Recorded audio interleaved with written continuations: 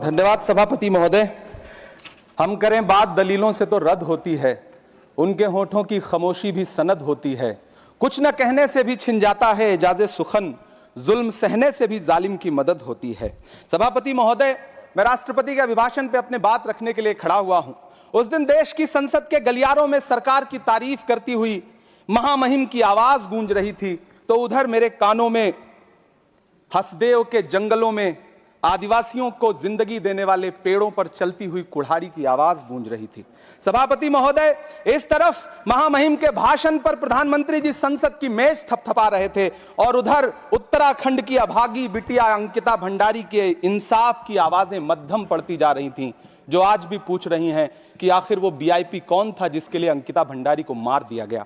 सभापति महोदय, इधर महामहिम सामाजिक न्याय की बात कर रही थीं और उधर उत्तराखंड के कोटद्वार में नफरती लोगों के खिलाफ एक बुजुर्ग को बचाने के लिए खड़ा हुआ दीपक, जो मोहब्बतों की रोशनी लेके खड़ा हुआ था, उसके खिलाफ कोटद्वार की पुलिस गंभीर धाराओं में एफआईआर दर्ज कर रही थी। और वो भी उस दिन हो रहा था जब उत्तराखंड के मुख्यमंत्री कोटद्वार में मौजूद थे। ये नया भारत है जहां दंगाइयों के खिलाफ एफआईआर नहीं होते, बल्कि अमन और मोहब्बत की बात करने वालों के खिलाफ एफआईआर दर्ज होता है। ये नया भारत है जहां असम का चीफ मिनिस्टर खुलेआम संवैधानिक प्रोटोकॉल तोड़कर कहता है कि मुसलमानों को इतना टॉर्चर करो कि वो राज्य छोड़ने पर मजबूर हो जाएं। वो कहता है कि अगर कोई मियां रिक्शा वाला 5 रुपए मांगो तो उसे 4 रुपए दो ताकि वो परेशान हो सके। ये नया भारत है जहां बरेली में खाली घर में नमाज पढ़ने पर पुलिस मुकदमा दर्ज करती है। ये नया भारत है जहां क्रिसमस की तैयारी करते हुए ईसाइयों पर सरकार मुकदमा दर्ज करती है।